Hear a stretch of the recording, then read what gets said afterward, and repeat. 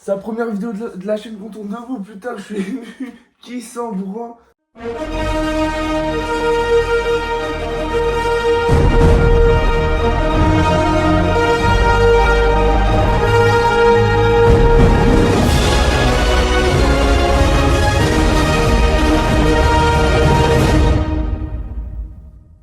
Yo gens, c'est Alex et aujourd'hui on est là parce que je ne vais pas faire putain, je suis debout, c'est une dinguerie.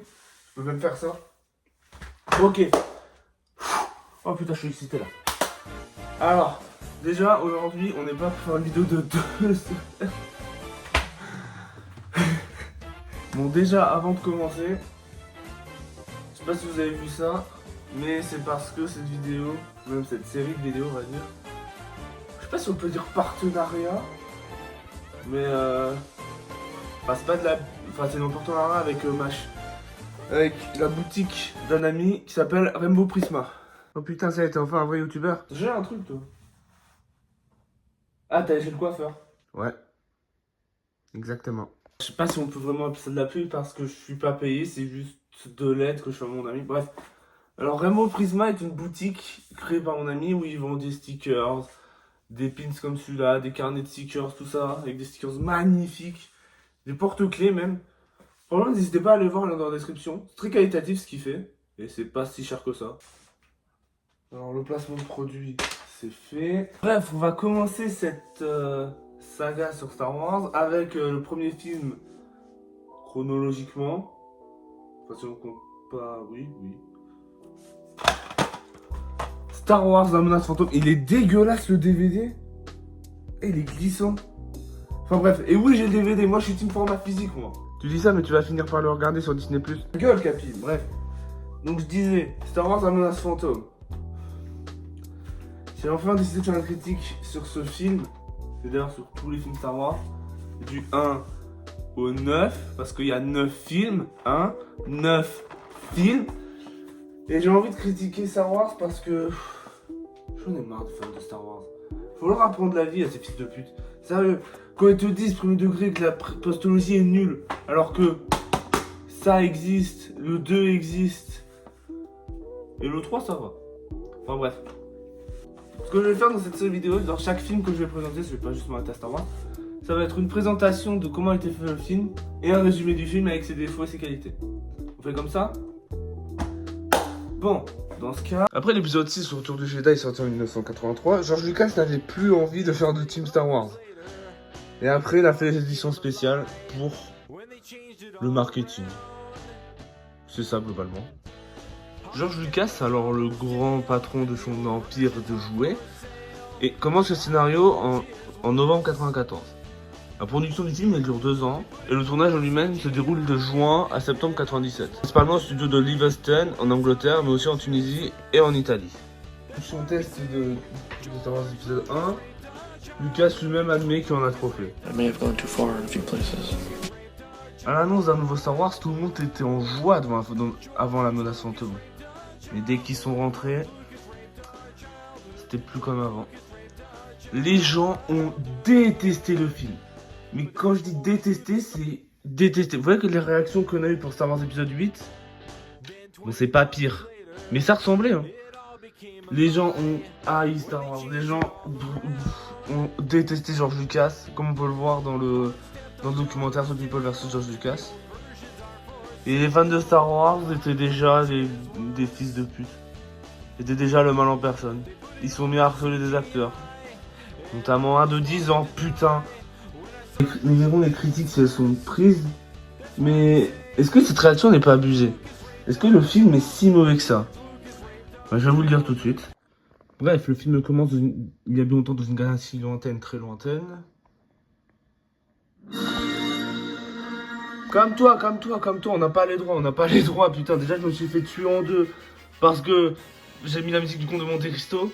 Bref, épisode 1, la menace fantôme.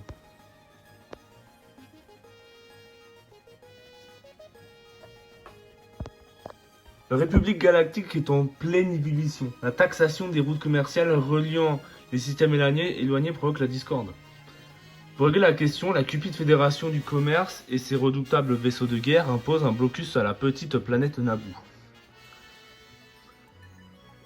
Face à ce dangereux engrenage, alors que le Congrès de la République s'enlise dans des débats sans fin, le chancelier suprême charge en secret 2 chevaliers Jedi, gardiens de la paix et de la justice dans la galaxie, de résoudre le conflit. Essayez de foutre le DVD là. Vous en pensez quoi? Je sais pas si vous le voyez. Ouais, mais j'ai pas de fond vert moi. Bref, le film commence dans l'espace et franchement, le début est cool. Le début est cool, on apprend à connaître les nouveaux persos, les problèmes de la Fédération du Commerce. Je vais souffler. On rencontre les persos principaux de ce nouveau film, à savoir Qui-Gon Jinn, joué par Liam Neeson, et Obi-Wan, qu'on apprend le nom assez tardivement dans le film, quand il parle de Tatooine. Ah ouais, de toute façon, il n'y a pas besoin de spoil, je pense que vous avez tous vu La Menace Fantôme. Hein. Bref. Obi-Wan Kenobi qui est joué par Ewan McGregor, qui est son acteur attitré avec Alain Guinness. Bref, et franchement, en termes de décor, le film est très très bien. Genre, les vaisseaux sont très beaux, le décor est beau. Par contre, bon, le début est vraiment un des meilleurs moments du film. On rencontre le méchant en noir. Le méchant, oui, c'est lui, c'est le méchant. Mais que là, ils appellent Dark Sidious. Putain, mais je suis vachement... Mais il y a contre-jour, en fait. Bref. Fait chier. Du coup, il décide de tuer les 2 Jedi. Et là, ça part en action. Et bah, c'est cool. Franchement, des petites pointes d'humour bien données. Mais il y a des problèmes de scénario que Lucas... voilà, quoi. Lucas, très bon businessman, il n'y a pas de souci. Mais en termes de film... son meilleur film qui est fait tout seul, c'était HX1138, je pense. Parce que je compte pas les Indiana Jones, tout ça, parce que c'est pas vraiment lui qui les a fait tout seul. Le 4, il a pas fait tout seul non plus. Donc ouais, Lucas, très bon businessman, y a pas de souci. Mais réalisateur, bref, pas ouf. Après, je vais pas critiquer George Lucas, sinon il y a tous les fans de Star Wars qui vont me tomber dessus. Les fans de Star Wars, ils veulent déjà ta mort de toute façon. Regarde ce commentaire, tu vas te faire tuer là. Et le seul problème de cette scène, c'est que les 2 Jedi utilisent la super vitesse, qui n'a jamais été réutilisée. Pourquoi? Parce que ça sert à rien. Et que c'est complètement con parce qu'il y avait une scène où ils en avaient bien besoin. Ouais, mais bon. Ensuite, après tout ça, on arrive sur Naboo avec les décors mais magnifiques. Je crois que ça a été tourné en Italie d'ailleurs. Naboo, une incroyable planète. En termes des décors, la prélogie, c'est là. Et là, après qu'ils partent après dès que nos héros arrivent sur Naboo, Jar Jar. Alors je vais pas faire comme je vais pas faire comme en 2001 où tout le monde insultait Jar Jar, ce qui est normal. Ouais mais putain Jar Jar, sa façon de parler est horrible. Genre j'ai envie de me... Et c'est surtout le comic relief de ce film. Il y a un bon gag, un seul, et ça à la toute fin. Mais sinon le reste c'est un perso qui sert à rien. Enfin il essaie de donner une vague utilité à l'intrigue. Mais il y avait 1000 autres façons de faire ça que Jar Jar. Juste Jar Jar, c'est... Voilà, puis rajout du film, c'est... Mais il n'y a pas que Jar Jar qui est un problème. Hein. Après que nos héros arrivent à Gungan City, avec toujours magnifique les décors et la musique aussi, il y a la pire scène du film, et voire même toute la prélogie, et voire même... Non, pas de tout Star Wars. La pire scène de la prélogie, la scène des poissons. À quoi ça sert? Lucas, à quoi ça sert de faire cette scène de merde qui prend du temps, qui n'a aucun enjeu? Aucun. Vraiment zéro. Sert à rien, on perd juste du temps. À quoi bon faire que Naboo est une telle fosse aquatique et que Naboo ait des biggie poissons comme ça? Qu'est-ce que je te dis? Littéralement, cette scène, c'est juste du remplissage et qui montre juste Jar Jar faire le con et paniquer. Excuse-moi, bref. Ensuite, nos héros arrivent à Naboo avec malheureusement une scène supprimée où Jar Jar meurt. C'est la meilleure scène du film. et libère la reine Amidala, ou Amadala, comme disent ces trucs de merde. Et il s'enfuit dans ce magnifique vaisseau qui est mon vaisseau préféré de la saga. Bon, là, ça sert à rien, mais au moins vous le savez. Ensuite, malheureusement, il y a. Quand il décolle, il y a les trucs de con, là, les espèces d'étoiles noires en C. C'est littéralement un C avec une boule dedans. Et les boucliers sont touchés. Et là, on voit un des pires. Je sais pas ce qu'il fout là en fait. Je parle R2D2. Oh, c'est une figurine de quelle année? Ouais, je crois, j'arrive pas à lire. Bref. Et R2D2 et d'autres droïdes mécano et R2 qui frappe Jar Jar parce que je sais pas. Moi, je pense que R2D2 vient du futur, il connaît déjà tous les films. Et voilà, R2D2 répare ce truc. Du coup, maintenant, on apprend que R2D2 est originaire de Naboo. Du coup, nos héros n'ont pas assez de carburant. Enfin, même le moteur, il est pété, je crois. Et du coup, ils atterrissent sur Tatooine à Mos Espa, pas Mos Eisley. Et contrairement au Retour du Jedi, là, Lucas est retourné en Tunisie tourner. Ce qui est cool. Il arrive et... Ok. Je vais peut-être paraître chiant, mais on est d'accord que Padmé est la vraie reine. Et que c'est une doublure, la reine Amidala, comme ils disent. Alors pourquoi tu l'emmènes? Pourquoi Amidala demande de donner la reine, la vraie reine, dans un endroit malfamé? Parce que Tatooine, c'est pas trop bien, apparemment, c'est pas trop bien vu, tu vois. Bah après, ça m'étonnerait. Voilà quoi. Et là, on rencontre Anakin, joué par le. J'ai pas envie de parler de Jack Lloyd. Parce que, ok, c'était un mauvais acteur. Oui, il jouait très très mal dans ce film. Mais après, tout ce qu'il s'est pris, il s'est pris de l'harcèlement dans la gueule. Et je crois même, il est en hôpital psychiatrie maintenant. Les fans de Star Wars n'apprendront jamais, quoi. Même dans la prélogie, ils ont déjà reçu des acteurs. Et du coup, Jack Lloyd joue mal et Anakin n'est pas très aimable. Il voit Padmé et il lui fait... Are you an angel? Oui, si tu veux, Anakin. Et franchement, le passage sur Tatooine dans La Menace Fantôme, c'est le passage le plus long du film. Je pense que c'est le plus long, parce qu'il faut présenter tout ça les personnages. Ensuite, t'as Jar Jar, il fait le con, il y a ses Bulba, il attaque, c'est... Ok, c'est Bulba qui a des synthèses très... Les créateurs de Tatooine ont vraiment des bonnes synthèses. Ok, c'est sûr que ça enlève le charme de série B, mais bon, c'est pas vraiment une série B, c'est plus Star Wars, là c'était plus un truc commercial. Bref, pendant ce temps, il y a Palpatine qui parle avec le perso le plus surcoté de la licence. Et qu'est-ce que tu fais? Je barricade la porte. Mais pourquoi tu fais ça, ta grand-mère? Espèce de fou, les fans de Star Wars, ils vont t'attraper, t'es mort là. Ouais, pas faux. Bref, Dark Maul va sur Tatooine et déclenche des espèces de droïdes pour aller chercher nos Jedi. Et on parlera après du plan de Palpatine. Ouais, parce que Sarsidious c'est Palpatine. Hein. Ça y est, vous faites pas genre, vous avez vu La Menace Fantôme. Je sais pas si vous le voyez. Vous avez vu ce film, qui le DVD est toujours autant dégueulasse, ça me dégoûte, putain. Bref, du coup, on arrive chez la mère d'Anakin. Ça va, c'est un perso plutôt attachant. J'ai pas parlé du jeu des acteurs encore. Liam Neeson, il joue bien. Ça va. Il fait le maître Jedi sage. Par contre, Ewan McGregor, bon, c'est... En fait, il est bien. Mais quand il parle à des créatures de synthèse, genre Jar Jar, c'est pas ce qu'il regarde, c'est terrible. Nathalie Portman, voilà quoi. C'est pas pire que dans le prochain film. Mais elle joue pas très très bien, je suis désolé.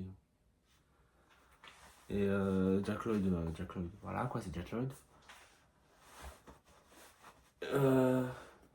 Ian Margen, le mec qui joue Palpatine, il joue très très bien. Surtout dans le 3, mais dans le 1 ça va. Bref, là, la course de module et Qui-Gon, pendant qu'Anakin fait son module, Qui-Gon parie que s'il gagne la course, que si Anakin gagne la course, il a rien. Et s'il perd, enfin il a les pièces de Wattu, et s'il perd, Wattu reprend son vaisseau. vendez le vaisseau. Je sais pas moi. Vendez le vaisseau, genre en mode. C'est pas cher. Vous pouvez le vendre le vaisseau, merde. De toute façon, après que Qui-Gon il fait une prise de sang à Anakin, il découvre que la symptôme de midi-chlorien. Non, la force, c'est pas de la science, c'est de la magie, c'est une espèce de religion. La force, c'est dans tout le monde, c'est dans l'air, comme l'a dit Yoda dans le 5, c'est pas genre oh tiens, lui il a des microbes dans le sang. Non, c'est pas ça la force. La force, c'est pas ça, la force, c'est magique. C'est de la magie, tout le monde là, tout le monde juste l'éveiller. Comme Rey dans le 7. Comme Luke aussi qui l'a éveillé, même si ok Luke c'est un peu dans les gènes. Non, non, le 9 n'existe pas. Après la course de module, avant il veut parier pour qu'il ait le gosse parce que selon lui c'est l'élu. Je parlerai du personnage de Qui-Gon après, mais j'ai des choses à dire sur Qui-Gon. Après tout ça, il y a la course de module qui... Waouh! Je sais que tout le monde aime, mais moi j'aime pas. Je déteste ça. Je sais pas pourquoi. Je vous jure, je me suis fait chier dans la course de module. Bon, j'étais en train de cuisiner à côté, mais même, j'étais en train de me faire chier. Je sais que c'est comme moi et que tout le monde adorait cette scène, même ceux en 99 qui ont vu le film, ils étaient choc-barre.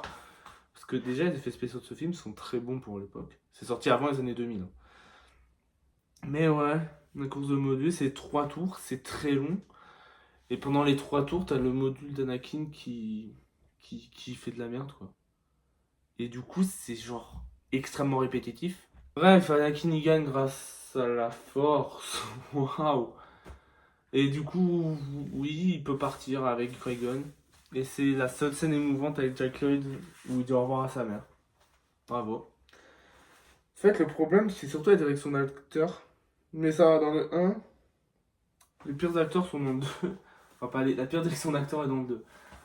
Parce que les acteurs de ces films sont très bons. Liam Neeson, Ewan McGregor. Dans le prochain, t'as fucking Christopher Lee. Le mec. Pouah, incroyable. Mais ouais, du coup, ils partent à Coruscant. Non, avant. Waouh. T'as Dark Maul. Et Dark Maul, il jump pour un combat qui sert à rien, mais qui est court et qui est énergique, j'aime bien. Un beau combat, mais un peu court, c'est juste pour montrer que Dark Maul a flop et qu'il existe. Bref, ils arrivent sur Coruscant, que tout le monde a détesté. Là, le passage sur Coruscant dans la menace fantôme, tout le monde a détesté. D'ailleurs, parce que apparemment cette scène est trop longue, j'ai écrit combien de temps ça dure. Moi j'ai compté, enfin je peux pas compter, mais ta gueule. Ça dure 17 minutes. 17 minutes avant que le vaisseau se pose. Et franchement, là, c'est de la partie sur Coruscant, j'aime bien, mais Star Wars c'est un film pour enfants un peu. Même la saga, ça a toujours été pour enfants, c'est pas très mature. Alors oui, il y a des choses un peu sombres, genre une station qui détruit des planètes, c'est un peu sombre, il y a des morts et tout, mais ouais, les gosses ils vont se faire chier devant ça. Même les adultes ils se font chier devant l'aspect politique du film, qui n'a pas trop de sens parce qu'ils demandent le truc de Fédération du commerce à ces aliens de merde. Ils demandent, ils demandent une commission d'enquête alors que le chancelier l'a déjà faite. Alors pourquoi le chancelier l'accepte? Parce que même si elle est censée être secrète, tu l'as envoyée. Obi-Wan et Qui-Gon sont déjà dans la commission d'enquête. Du coup, la reine, ça la saoule. Motion de censure. Pah, tard Michel Barnier, dégage. Elle se fait littéralement manipuler par le Palpatine. Et là, on va commencer à dire. Le plan de Palpatine. Il veut que... Parce que c'est Palpatine qui demande au truc de la Fédération du Commerce de faire leur blocus. Ok, d'accord. Donc ensuite, il fait leur blocus. Il veut que la reine signe pour qu'ils payent moins d'impôts. D'accord. Ensuite, quand ils vont sur Tatooine, il veut qu'elle meure. Ok. Comme ça, il a un truc. Et du coup, quand ils arrivent sur Coruscant, il peut devenir chancelier. Donc si il l'aurait tué, qui était son plan de base, il ne pouvait pas être chancelier, il serait resté sénateur comme un con, et tout ce qui serait passé dans la prélogie ne serait pas passé. Je vous dis qu'il trouve que ce plan est complètement con. Que genre le mec, ça a tout le moment sa foire. Parce que son objectif, c'est la fin des Jedi, ok? Et je pense qu'il va être chancelier aussi. Mais c'est complètement con comme plan. Ou alors, je sais pas, il savait trop de choses. Mais non, Palpatine... ok, dans le 6, il prévoit des choses en avance. Mais c'est pas Dimension ou Edmond Dantes. Le mec, à tout moment, son plan est fort. Contrairement à ces deux-là, où leur plan était clair. Parce qu'ils connaissaient ses anciens ennemis. Et l'autre, parce qu'il est trop fort. Voilà, c'est Dimension, ta gueule. Bref, pendant ce temps, t'as le conseil qui est rempli de figurants. Des figurants, rien de plus. Comment c'est arrivé les fans de Star Wars? C'était des figurants, c'est tout. C'est juste des mecs qui sont assis. Il y en a juste deux. Il y a Yoda, parce que c'est Yoda. Et Mace Windu, joué par Samuel L. Jackson. Ouais, il se fait chier. Hein. Parce que Samuel L. Jackson, c'est vraiment un acteur qui gueule. Et là, il gueule pas. Mais ouais, il se fait chier dans ce film. Hein. C'est terrible. Et du coup, ils veulent pas former Anakin. Pourquoi? Je sais pas. Parce qu'apparemment, il est trop vieux. Et que cette histoire d'élu, c'est complètement con. Genre, Lucas, il a pas trouvé une meilleure explication pour pourquoi les Jedi s'intéressent autant à Anakin. T'as juste à dire qu'il a il a de la force. Enfin, pas de la force, mais je suis trop con. Genre, il a une puissance dans la force qui a jamais été inégalée, c'est qui est un peu le cas, mais à quoi sert cette histoire d'Immaculée Conception?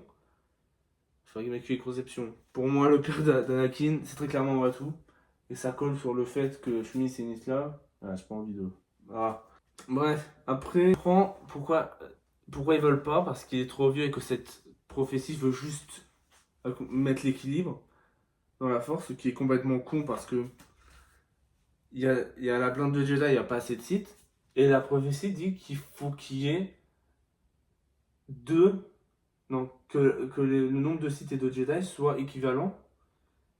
C'est complètement con. Parce que les Sith veulent font foutre la merde. Et ce qui arrive à la fin de la prélogie, il en reste deux de chaque côté. Bravo, tête de con. Vous êtes tous cons ici. Surtout Qui-Gon. Non, mais ça, c'est pas le pire moment de Qui-Gon. Et j'aime bien la théorie qui dit que Mace Windu veut surtout pas parce que selon lui, c'est l'élu. J'aime bien parce que Mace Windu a l'air. Les Jedi dans ce film sont pas vraiment les. Dans la prélogie, sont pas vraiment les gentils. Mais bon, c'est pas comme ça que Lucas les montre. Ouais, c'est dommage. J'exploiterai ce système après quand on parlera des Ordres Jedi dans l'épisode 2. Ouais. Donc après, Padmé, donc il y a une élection. Et Padmé, elle se dit bon, ça fait chier, j'ai pas le temps. Et elle part avec tout le monde. Dont un gosse de 10 ans.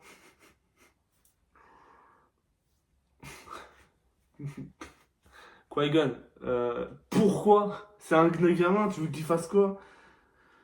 Et là, franchement, on arrive au meilleur moment du film, c'est le climax. Bon, avant, faut qu'ils arrivent sur Naboo, faut qu'ils préviennent les Gungan qui sont pas Gungan City, mais dans un truc de con qui sert un peu à rien de les. C'est juste gagne du temps, ça sert à rien de faire un déplacement.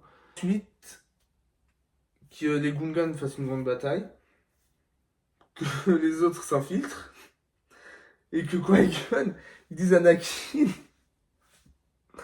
reste dans le cockpit, Bélec.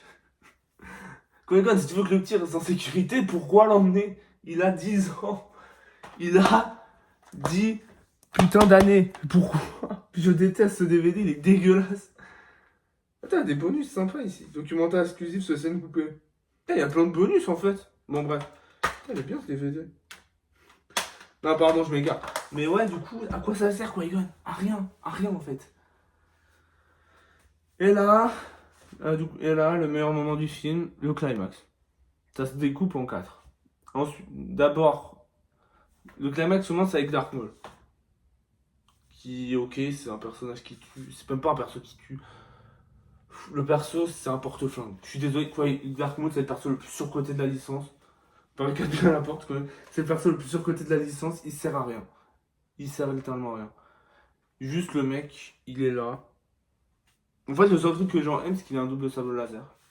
Ok, c'est stylé, mais ça en fait pas un bon personnage, quoi. C'est comme ceux qui disent que la prélogie, c'est un bon film parce que les combats sont cool. D'ailleurs, on va commencer par le combat. Le combat, c'est de la danse. Mais c'est une bonne danse.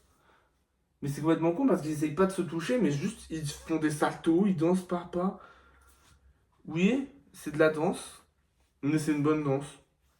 Et la musique est une des meilleures de toute la saga, oui. Mais voilà, c'est pas un combat, c'est de la danse. Mais une belle danse. Donc ça sert un peu. C'est un peu long pour rien. Parce que il y a des passages où. Parce qu'ils sont deux en plus, à tout moment il y en a. Il peut abattre l'autre. Ensuite, il y a la bataille avec les Gungans qui. Ça semblait être la grande bataille, genre en mode celle d'Endor, mais c'est juste Jar Jar qui fait des gags de merde. Hein. C'est terrible, c'est trop triste. Et d'ailleurs, le seul bon gag de Jar Jar, attention. Ensuite, un des meilleurs, c'est quand la meilleure bataille, c'est quand il y a Padmé et Captain Panaka qui est qui est un perso plutôt bien. Moi, j'aime bien, même s'il n'a pas vraiment d'histoire, mais j'aime bien. Ils veulent s'infiltrer dans la salle du trône, ouais, c'est qui est logique. Et ensuite, il y a quand Anakin qui décolle avec le vaisseau de Naboo qui sont faits pour vendre des jouets, je suis désolé. Et là, qui veut détruire la grande station. Là, alors que avant, au début du film, il y en avait largement plusieurs. Et là, il n'y en a qu'une. Pourquoi?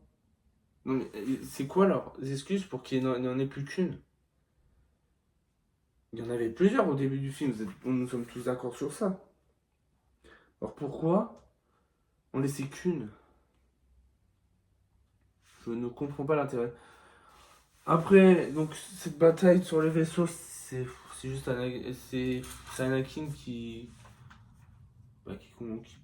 fait de la merde et et qui passe. Hein. Là, apparemment, c'est calculé, mais le fait qu'un gosse de 10 ans détruise tout ça, mais non, parce que l'élu. Bref, du coup, au bout d'un moment, c'est la merde. Anakin, il se crache à l'intérieur. C'est bien pratique. T'as Jar Jar, ils sont encerclés. La reine est encerclée. Qui-Gon meurt. C'est la merde. Ah oui, parce qu'il y a avant que Qui-Gon meurt, il y a la scène des champs de force. Pourquoi peut-il la super vitesse? Parce que, ok, je suis pas pour rien, mais fallait pas faire la super vitesse, il ne l'utilise pas à n'importe quel moment. Surtout dans ce moment, c'est le plus important. Ouais, du coup, Qui-Gon meurt, et là, Obi-Wan, là, ça va chier, là. Tu sens que ça part en couille, là. Et non, ça danse. Bon, je pense que tout le monde est d'accord pour dire que les moments sont accélérés. Sauf si on a... Ah non, c'est vrai que les fans de la prélogie, non, c'est vrai qu'ils vont vite, c'est vrai que Ewan McGregor a la force, waouh. Et que Dark Maul est un super personnage qui surpasserait, oui, c'est sûr que Rey est moins bien écrite que Dark Maul, le mec qui sert juste à tuer des Jedi et qui est littéralement comme un chasseur de primes, c'est moins bien écrit que Boba Fett. En fait, les fans de Star Wars confondent une fonction et un personnage. C'est littéralement ça leur problème. Et du coup, voilà, il meurt, c'est triste. Et on peut passer. Qui-Gon meurt et Dark Maul meurt entre guillemets, mais ouais, mais tu t'avais mis. Et Obi-Wan, il est accroché. Ok. Lâche ton sabre. Au pire, tu peux le rappeler par la force, mais il fait comme ça, il fait des étincelles. Et qui utilise. Et du coup. Ah ouais, une petite critique en plus pour ce mec-là. Voilà. Qui se plaint que ouais, il y a trop de la petite musique dans la postologie. J'ai compté, dans le premier épisode, dans l'épisode 1, il utilise littéralement 5 fois. Ah mais oui, mais quand je vous dis que les fans de Star Wars ne savent pas compter et qu'ils sont dans la mauvaise foi. Après, du coup, la bataille est finie et les deux films se terminent. Ok, au moins le climax c'est un bon truc, mais il y a tellement de choses qui vont pas dans ce film. Déjà, Jar Jar est un point faible à lui tout seul. Le jeu des acteurs qui est... C'est bien, mais c'est pas bien non plus, quoi, tu vois. Comparé aux acteurs de la trilogie originale et de la postologie, c'est le jour et la nuit. Et il y a aussi le fait que le scénario n'a aucun sens. Je parle surtout du plan de Palpatine. Et que ce film ne sert à rien dans la chronologique. Parce que le principe d'un préquel est d'expliquer les choses importantes pour la suite. À quoi sert le fait que Qui-Gon ait existé. À quoi sert le fait qu'il y ait eu un truc sur Naboo? À quoi ça sert que Obi-Wan n'était pas Dawan, que Anakin ait détruit un vaisseau à lui tout seul? À quoi ça sert la pose de module? À quoi ça sert le fait que Anakin construit ses 3 PO? Putain, à quoi ça sert d'apprendre ça? Qu'est-ce qu'on s'en branle? Ce film est un ratage complet. Le seul bon truc, c'est le climax, c'est un peu le début, mais le début, genre les 10 premières minutes avant qu'on arrive sur Naboo. Ce film est un ratage complet, on n'en peut plus. Voilà, c'est tout. Ce film ne sert à rien, c'est tout. Mais c'est pas le pire film Star Wars non plus. La suite est pire. La suite est pire, l'épisode 2 est pire. Bref, c'est pour ça que je vais arrêter cette vidéo là, parce que sinon je vais m'énerver. N'hésitez pas à aller sur la boutique Rainbow Prisma de mon ami. N'hésitez pas à vous abonner, tout ça. Ciao tout le monde. Bis.